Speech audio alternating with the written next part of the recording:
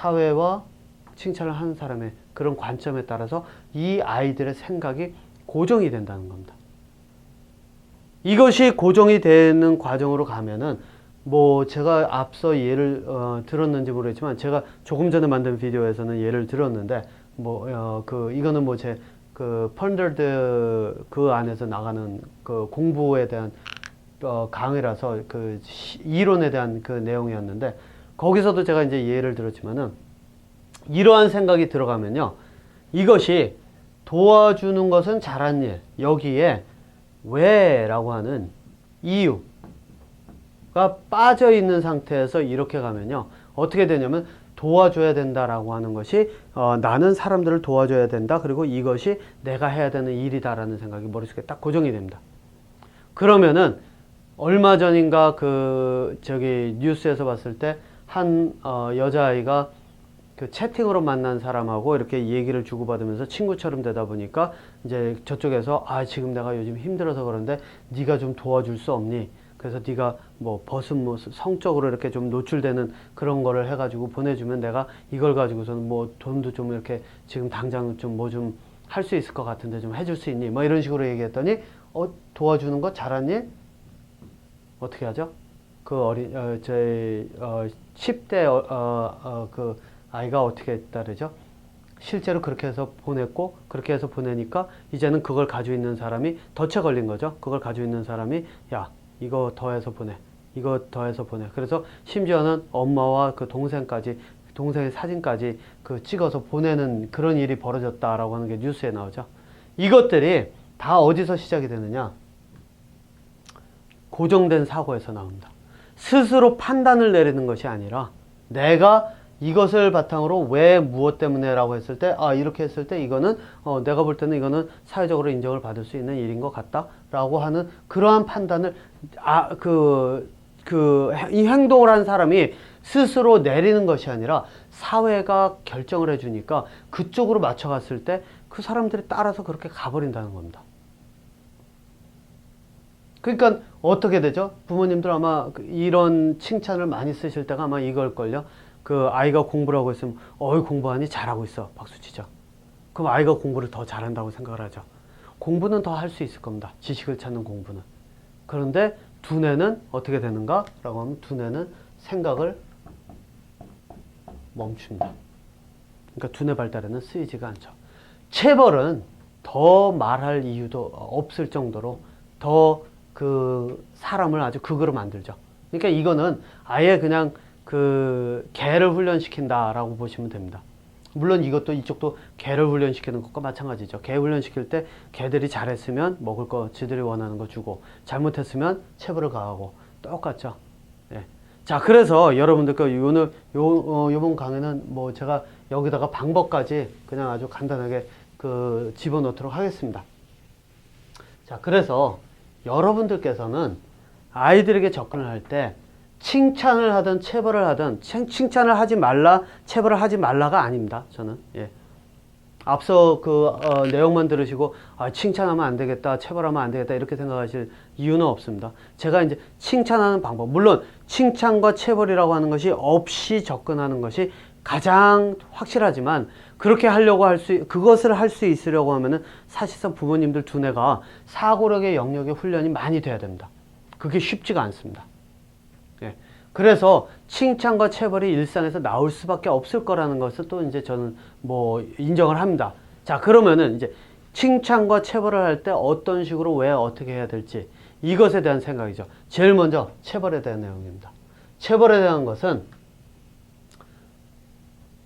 꼭 필요할 때 한다라고 하는데 꼭 필요할 때가 언제인지 여러분들께 이제 제가 제 생각을 말씀을 드릴 테니까 여러분들께서 이걸 바탕으로 한번 생각을 해보세요. 언제냐면 아이가 그 아이의 그 신변에 위험이 있을 수 있을 때, 예를 들어 가지고 아이가 어떤 욕을 하는 그런 것들이 있다고 예를 들어볼게요.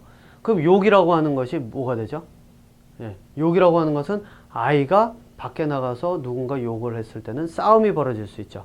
자, 그러니까 싸움이 벌어져서 다칠 수가 있다든가 또는 차길을 건너는데 아이가 그 자기가 뭔가를 그 하려고 자기가 좋아하는 것이 있어서 거기에 빠져가지고 뭔가를 하면서 차 주변 시선을 살피지 않을 때, 이럴 때 등을 한번 이렇게 탁 친다든가 뭐 이런 식으로 그 아이를 좀 깨우는 용도, 이런 용도로 체벌을 하면 했어도 일상에서는 체벌을 하면 안 된다는 겁니다.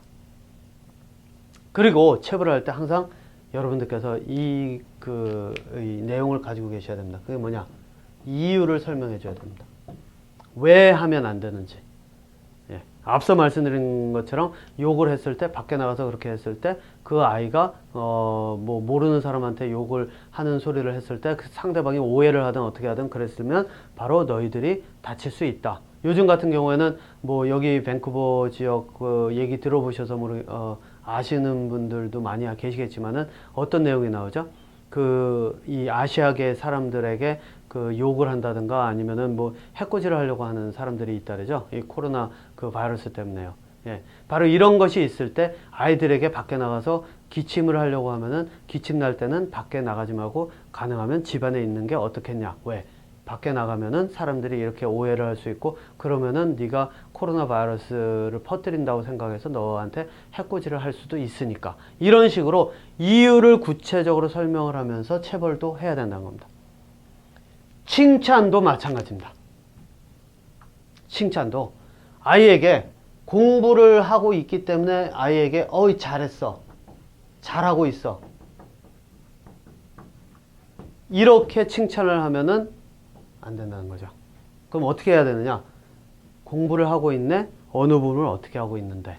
그리고 그거를 가지고 봤더니 어떤 내용을 너는 지금 여기서 배웠니? 그러면서 그 아이가 하고 있는 것과 배운 것을 뚜렷하게 알고, 아, 그래서 그런 것까지 이렇게 찾아냈구나 라고, 이런 것까지 네가 생각을 할 수 있었구나 라고, 그 아이가 하고 있었던 것을 구체적으로 서술하고, 네, 서술하고 칭찬하고, 바로 이 과정을 거쳐야 된다는 겁니다.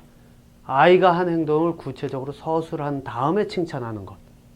그리고요, 제가 내친 김에 칭찬보다 더 확실한 그 자녀를 확실하게 스스로 움직이게 할 수 있는 방법 하나를 더 제가 추가적으로 알려드리도록 하겠습니다. 이 방법은 아주 간단합니다. 그게 뭐냐? 여러분들은 한번 이 생각을 해보세요. 여러분들이 살아오시면서 살아왔던 그 삶에서 여러분들 스스로가 굉장히 신이 나서 즐거워서 사람들에게 아는 것을 이렇게 표현한 적이 언제가 있었는지 한번 생각을 해보세요. 제가 예를 들면 아마 이런 경우일 겁니다. 여행을 갔다 왔을 때 누군가가 물어봅니다. 요번 여행 어땠어? 어디를 갔다 왔지? 라고 딱 질문 하나만 딱 던지면은 여행을 다녀온 사람은 어떡하죠? 쭉 구구절절히 다 풀죠. 그러면서 신나게 얘기하죠. 또는 어떤 아이가 이제 뭐 예를 들어 가지고서는 연주회 같은 걸 했습니다. 발표회 같은 거.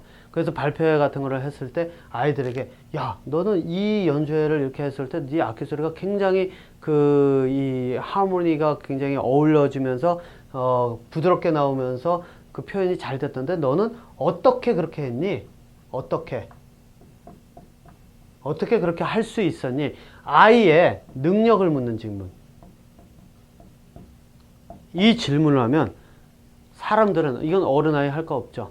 사람들은 굉장히 즐거워서 내가 왜 무엇을 어떻게 했는지를 구구절절히 다 이야기를 할 겁니다. 이게 칭찬에 비하지 않을 만큼 엄청나게 큰 힘을 가집니다. 아이의 능력을 묻는 질문이요. 너는 어떻게 이걸 할 수 있었니? 요번에 성적이 올랐으면, 야, 칭찬을, 성적 올랐네? 잘했다. 그럼 박수 치면서 뭐 먹고 싶니? 뭐 갖고 싶은 거 있니? 이게 아니라, 이거는 앞서 말씀드린 것처럼 그냥 개를 키우는 거라고 보시면 됩니다. 예.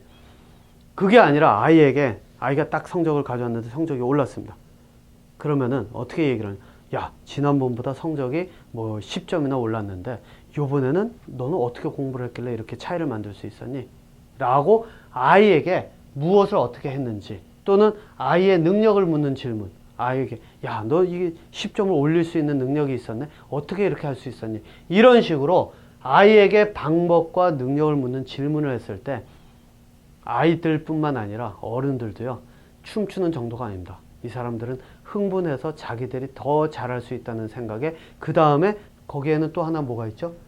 어떻게 이렇게 할 수 있었니를 내가 설명을 한다는 얘기는요, 설명을 할 수 있다는 얘기는 그걸 바탕으로 그 방법을 더 발전을 시킬 수 있다는 얘기입니다.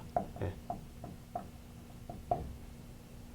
그래서 이 부모님들은 이 방법을 가지고 있으면요, 두 가지를 다 확인할 수 있습니다.